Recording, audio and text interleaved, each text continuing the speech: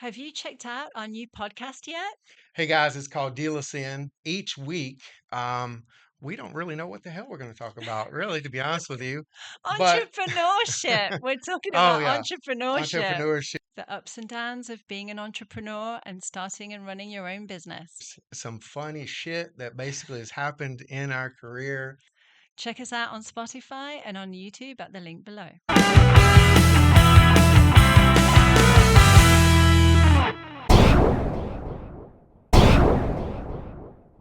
Pivoting is, crucial in any business you've got. If you run into any kind of roadblocks or situations or customer disputes or any kind of confirmational things that you got to learn to pivot, guys. If not, you're going to run into a roadblock. And I think that's when things either feel like you're going sideways Yeah. or you don't give enough value. You don't know what you should be, telling the client, customer, Yeah. investor, or whatnot. So Okay. So it means moving on. It means changing strategy, changing path, adapting and being flexible to something that maybe wasn't planned to go in that direction, right? and I think anything in real estate never goes as planned. Well, anything in business for any Or entrepreneur, whatever the business is, I don't think ever goes as yeah, planned, does or it? life in general, probably. Yeah, so let's get into some concrete examples of situations that we've been in over the years. So I remember an instance where we were dealing with a restaurant and a closing that was about to happen on a restaurant, and everything went sideways between the buyer and the seller disagreeing on small stuff, really inventory in the restaurant. And you came in with a big fire extinguisher, not literally but metaphorically speaking, and basically resolved everything. Tell us about that. God, I don't even know. I mean, these things happen. These things happen off the cuff of my arm at the given moment. But yeah, I completely remember that deal. And this actually happened through the final walkthrough, and it was over detergent and some household items that basically meant nothing there. And that's really one of your strengths, is going in and figuring out what's the issue and trying to come to a mutual agreement, whatever that middle ground is, and to find that middle ground. What strategies do you employ, and what skills would you say are important to any entrepreneur that comes across difficulties and comes across roadblocks with, whatever people they're trying to work with? Mhm. Tell us about that. I think it goes back to open-ended questions, right? What is important to you at this given moment, whether it be, in life or in a transaction or in the business. So, because in everything that we come up against, there's always a give and take when it comes to everything, right? Whether you're negotiating a deal, whether you're working in a personal relationship. I'm not married, but I'm sure you deal with this. I hear you guys deal with this. Is what's the give and take in the relationship, right? I Yeah, mean, there's certain things that you'll give, but certain things that you're not going to take, or yeah, vice versa, right? So, I think I've always been good at like putting two parties together yeah, and really asking each party what is important to you when it right. comes down to it. I think that's my psychology major and Yeah, sociology major. I'm sure. So I guess putting yourself in the shoes of the other party or the other person or the other company or the other client or whoever it is that you're dealing with is attempting to see things from their point of view and maybe putting your own ego aside, would you say? I think that's probably you nailed it on the spot. Is don't have an ego going into it, and that's the hardest thing probably not to do. Yeah. Is really be in the middle of it, be transactional when it comes to it between both parties. Right. So that kind of covers, pivoting within human relationships in business, or in personal life, it would apply too, I guess. What about pivoting in terms of, say, a strategy or a direction that you've decided to go in with the business? And I just realized I forgot to put my earphones on. It doesn't matter, but A, a what about a time when you've decided to go in one direction with the business, be it a strategy or an investment, and you realize that's no longer working, or it works for a time, but then things change, the market change, the customer base changes, and how do you then sit back and analyze, what do we do now and fix it? yeah, I think this is a ongoing moving target all the time, right? I mean, in any business, you put together a marketing strategy, you think that 2025, well, we put our business plan together in 2025. Here's what we're going to do. Here's what we're going to accomplish. And then 2 months in, we see that mm, it's not working. It's not Yeah, working so well to go that route. Or we see more of the market shifting into the commercial aspect of it, like we did in late 2023. That's really why we're having so much success in the commercial side, yeah, is because we saw this shift coming right. in 2023. Yeah, and I think the takeaways in that, now that we're reflecting on it, and it's funny how this podcast, I guess, helps us to reflect on, and pause and say, okay, what are the skills and the reflections that are really helping us to move forward? And one of those is really number one, having performance indicators. So we know if we're on track, or we know if we're not on track. And really, that's your realm of expertise because I'm not a numbers person, but James is. So knowing what those indicators are, and then you know having the speed and the agility to say that's not working right now. Let's get together and figure out how do we adapt, how do we change, and I feel like mindset is so key to that, and testing out ideas a little bit before, making a big investment in that direction as well. What would you say? Yeah, I think that's going back to it. Obviously, you know how I am is literally, guys, in entrepreneurship. I can tell you on a chalkboard exactly what business I have from January to December right now, and I can tell you how far we're behind goal. And And I have just for the record, I have absolutely no clue, and I leave it all to and James. so I stress my business partner out from time to time Ah. because I'll give her a call and she'll be like, what are you doing?" And I said, "I'm trying to push more business." And the reason being is because I see that we're behind schedule. But I'll tell you, that goes back to, God bless Bill Blevins, one of my greatest mentors out there. He's president of a bank. In my banking career, I look back on it, and we always get the aha moments later on in life that we hated like hell Yeah, when it was happening. But kudos to him. He taught me a lot when it came to setting up yourself for success versus failure, right? yeah, And his mindset was always thinking ahead, yeah, having in front of you positive attitude and stuff like this. And I look back on it, and I'm like, shit, that was awesome. yeah. And the things that he taught me about planning ahead, right?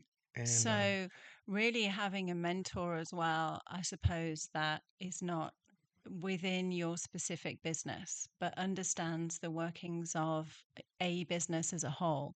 And having that objective point of view and somebody that you can bat ideas off is key. Would you say as well? Would you recommend that entrepreneurs go find themselves a a mentor? 100%, because what you don't want to do is try to recreate the wheel.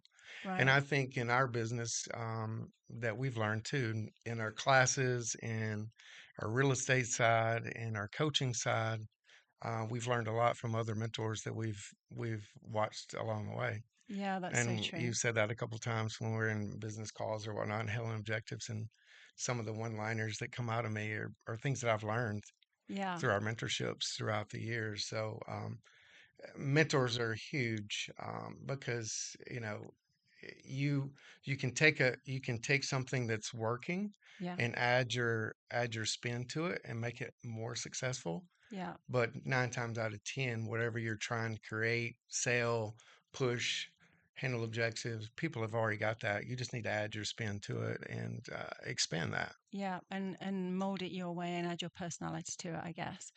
And then, the other piece of this, I guess, is, how we handle roadblocks in terms of business partners. And I think what we've learned along the way is we're both prepared to step out of our comfort zone, try new things. We don't have a guaranteed outcome of anything we do. And there are going to be failures along the way, things that don't work as well as we thought they would, and things that work way better than we ever imagined, right? Equally, on both sides of the coin. But when things aren't working out, I think it's been key to not blame the other person, Mm. keep blame out of the picture, and focus on moving forward. And attitude and positive attitudes is everything. Would you say? Yeah, 100%. The, you don't ever want to look at the other person and go you or we or whatnot or I. Um, it's a we, Yeah, and we make decisions to do, go in the directions we do. If it fails, right? So yeah, then we just have to recalibrate, pivot, and yes, go a different direction. And we've seen this over the last, what, 6 years. yeah. We've done shit and we've failed at it. We've started over, failed at it, and then we do something that basically that we don't think is going to work at all, and we kill it. I always say FAIL stands for first attempt in learning. Don't be scared of failing, because if you don't try, you never know. Part of being an entrepreneur and being a successful entrepreneur as well, and we'll talk about this a little bit because it's to do with pivoting, but is to manage risk and to manage this stress that's associated with risk. As an employee in a 9 to 5 job, when you have a boss, in a corporate environment, you're pretty much, told what to do. You're told what the strategy of the company is, at least in terms of big picture. And then you know what your role is within that. And yes, you may have objectives to meet, sales targets, whatever, but it's a completely different scenario when, as we both come from the corporate world, then moving into entrepreneurship. Handling that level of risk is something that, takes a while to become comfortable with, right? Oh, it's the hardest thing. We're the marketing person, we're the HR person, we're the CEO, the CFO. Make all the decisions, right? So we have to live, breathe, and stand behind every decision we make. And I think that's the hardest thing that you don't need to do is overthink Yeah. and overanalyze. And I think some of our mentors have said overanalysis paralysis. We were putting yourself out there on social media like we're doing right now, having honest, open discussions, completely unprepared, really, just sitting down for a chat and putting that content out there. And, that's something that is not an easy thing to do. And, we're on a steep learning curve with that too, right? It's hard. I mean, but anybody that's watching, that's thinking about this or is watching us, don't get me wrong, this shit's hard. I mean, it's tough to put yourself on camera, to analyze yourself. You just got to put it out there because you're over evaluating or over analyzing yourself more than everybody else is. But Right. I think the good thing that is come about this is we're looking back on things that have happened in our career Yeah. that really other people can learn from. I Right. mean, and grow from that. And actually, it makes us think about shit, remember we tried that, it didn't work.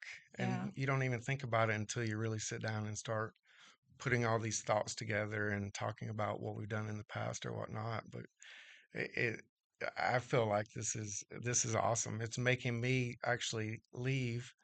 And when I'm driving here, I'm thinking about, man, like this is some things that we've done that people should know about. Like, Yeah. I mean, the last episode we talked about some of the things that we did, some of the houses we saw, some of the global accomplishments we made Yeah. that can help other entrepreneurs, like if they're thinking about going globally or whatnot. So, And I think oftentimes as entrepreneurs, we're so busy being in the business day to day, and managing whatever's going on with the clients, what we're being hit with, 500 voicemails and emails and text messages and a to-do list that we never get to the end of, that we don't have the time, and I'm sure this is true of most entrepreneurs, we don't have the time to necessarily sit down and reflect on these kind of skill sets, mindsets, successes and failures, and what led to each, and what we learned from each.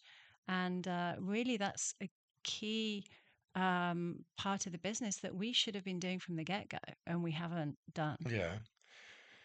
And it's like any business, right? You get into it, things are going great, you're successful, and then you really don't think you're doing anything wrong until you really look back on it. Yeah. And you're thinking, wow, we could have grown much more substantially here Yeah. if we pivoted over here and did something a little bit more here. Yeah. And those things grow up on top of each other.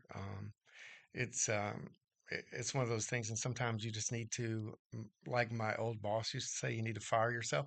I think our coach said that too. Yeah. You just have to fire your damn self Yeah. and make yourself go home Yeah. and leave everything to the side and really just rest, Yes. That's right? so. Because I know that's my problem is sometimes I don't sleep. If I get an idea, then I go to the computer and I start working on it or whatnot. And so Yeah. we've come across that. I mean, that's one of the things that we've worked on and we've tried to pivot from is being 24 hours a day. Right. So, Yeah, just because you can. keeping those boundaries and keeping your mental health, in check is so important. And as an entrepreneur, it's you have to remember that we're constantly throwing things at the wall and seeing what sticks. And that's the key, is that we're not really following in anybody's path. We're not trying to copy somebody else's branding. We're not trying to, emulate what somebody else is doing. From the get go, when we founded the company, we've broken the mold and really made our own path, which is not the case of every business. Mm, Okay, we're ahead of the game here. We're probably, 12, 18 months ahead of what the market is going to do. We're trying to constantly anticipate, with the branding, with, what we're putting out, with the way that we're handling transactions and all of that stuff. And with that comes probably a higher degree of failure, but a much higher rate of learning as well. mm-hmm. What do they say? Learning is failure and failure is learning, Yeah. I think is what we used to say. But, Uh, I think a great sign here, as I keep looking up this sign in the room, is driving towards the dream together, Yeah. and I think that's our goal. Yeah. We set out on this goal what for a 10-year drive. Yeah. We're 5 years into it, and we're a lot further than what we thought we were going to be. So We are. with everything going, so yeah. No, and pivoting and changing track, to give another example, even the investments that we've made in the tech, right? And as an entrepreneur, I mean, when you start up your own business, all of you are going to have already or need a CRM, a customer relationship management system, right? And we were with one CRM that we were very invested in and realized that it just wasn't working for us, right? People ask me all the time when they're getting in the business, what should I do? What should I focus on when I start? What are the things that I need to um, purchase or put my attention towards? Yeah. Number one, don't think about shit. Just do it, right? Is that the Yeah. technical explanation, Number James? two, number two, Don't think about shit. yeah, don't. Don't chase shiny objects Okay, because that's super important because yeah. I never did, but you Oh, definitely chased. Oh my goodness. my God. You get massive amounts of email about people that have the best CRM, the best website, the best this, Yeah. how to get a lead, how to purchase a lead. Yeah. We got the best leads and all that. And that's the part that really, it was a big turn for me. Yeah. Because obviously we talk about this quite often is we've never purchased any lead whatsoever, never bought a lead.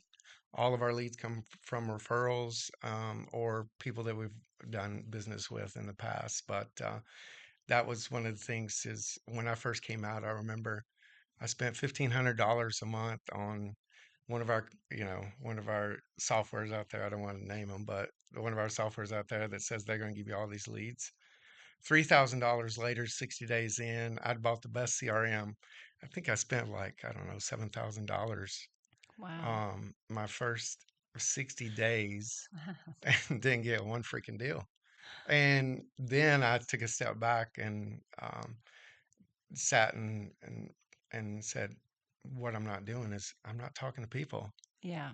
I'm I'm I'm and I think I watch Ricky Carruth a lot, and Ricky Mm-hmm. Carruth is all about relationships, relationships, relationships. Mm-hmm. Pick up the phone, call people. Mm-hmm. These automatic emails, these automatic text messages, you know how I am about text message emails. My shit never spelled right. Okay. The grammar sucks. If you get an email from me and you've worked with me, you know that don't take it don't take it completely I tend to proofread a lot of your stuff, but sometimes some of my stuff comes out that's not it's appropriate in my mind. Just like yesterday, I sent a letter to an attorney that we were sending out to a client. He calls me back and he pointed out a couple things, and I was like, going, "Geez, that's, yeah, that's no, probably that wasn't too good." now And you know there's a thing on the computer called spell check, yeah, right? I'm just well, letting with you know. AI Oh yeah. technology now, it's now I sent an email to one of my clients who's known me forever, who I've done a lot of business with. I did the AI technology with him Yeah. and put in there, what should I say? I sent him the email. He calls me up. He goes, um, but did you get a new assistant? And I go, what? No, why? He goes, this email's not you, man. So, yeah, so it Yeah. can be a little bit too much. Yeah, it can you Yeah. need to keep that authenticity. But remember when we first got the new CRM and we wanted to try it out, and it would send, text messages to our most loyal clients, and we set it up with one of the clients, and tell a Oh, yeah, story about that. that was me trying to buy the best technology out there, and I think we spent. I remember you yelling at me. I think we spent like $1,000 to set up this technology that was supposed to be automatic. And number one, if they logged on to your website, it was going to basically ask them what they wanted, send them out exactly what they were looking for, follow up with them, and then we get engaged when they're ready to purchase. Yeah, Sounds great in theory. in theory until my client calls me and he goes, I'm not trying to rent a house. I'm not trying to buy a car. And I'm this, and this. And he goes, dude, turn off the automatic stuff.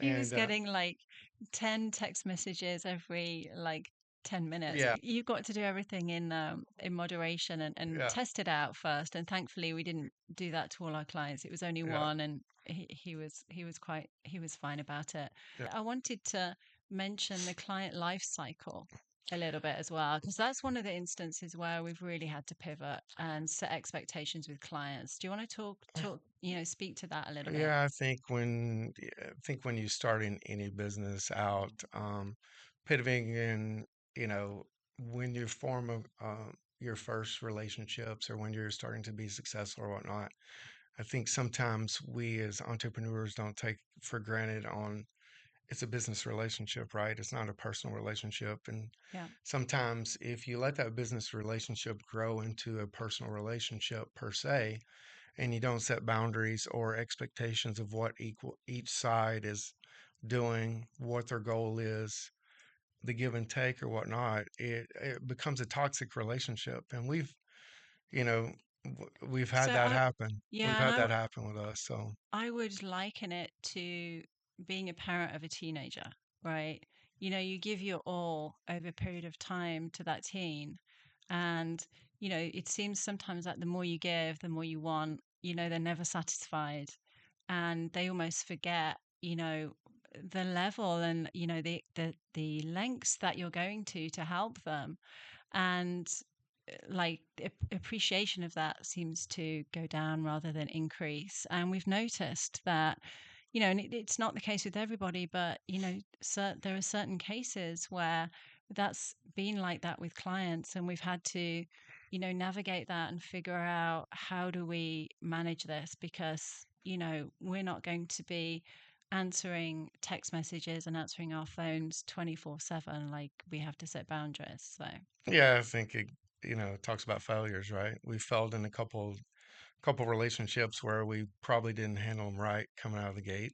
yeah, So we've learned from that, and now it's a different story on how we, go into transactions, how we set expectations on each side of the transaction, yeah, how we, make sure that they understand what their part is of the transaction, yeah, and if you do that, keep them informed, and everybody knows what their end goal is to do and when it needs to be done and the yeah, time frame it needs to be done, then it seems like it becomes successful. But if you try to take it on and you keep giving, giving, giving, so we kind of know where that ends up. That ends up in a yeah. kind of a one-sided relationship, and then what happens on the next transaction? Then if you don't do that, then You've set those expectations, and that's hard as an entrepreneur in any business. When you start, nobody can work 24/7, nor is it healthy to do that. And so it becomes so important to set, realistic expectations up front.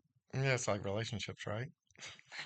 Not that I'm the best in relationships and I suck at them, but I've learned a lot over the years that if you set expectation up front and you don't do that throughout the numerous years, Yeah. then something starts turning sour through those later years. And I'm single, so I really don't. I can't really do, say much about that, but do you have I see a lot of people that are in relationships and how it goes sideways, and I kind of can see how that started out and where it yeah, went. So, yeah. Well, but awesome. Well, we covered a lot of different aspects today, and a lot of advice for budding or current entrepreneurs out there. We hope you got some golden nuggets of advice out of this, and we look forward to speaking to you next week. and guys, if you ever need anything, to give us a call, ask us a question. I think it's always best to reach out to somebody that's been through those struggles and been through those heartaches and been through those failures Yeah. to learn from. And that's Oh, the hardest thing to do, is to reach out. right. And I don't have a problem doing it anymore, Yeah. but I did it first when we started in the business, or Right. or did any of this, our different lines of business that we're doing. So I'm not scared to reach out and see how it's going, or see what we Hmm. need to do better. Well, thanks for tuning in, guys, and we'll speak to you next week. Have a good day, guys. See See ya. ya. Have you checked out our new podcast yet? Hey guys, it's called Deal Us In. Each week, um, we don't really know what the hell we're going to talk about, really, to be honest with you. But Entrepreneurship. We're talking oh about yeah, entrepreneurship, entrepreneurship, the ups and downs of being an entrepreneur and starting and running your own business. some funny shit that basically has happened in our career. Check us out on Spotify and on YouTube at the link below. Have a good day, guys.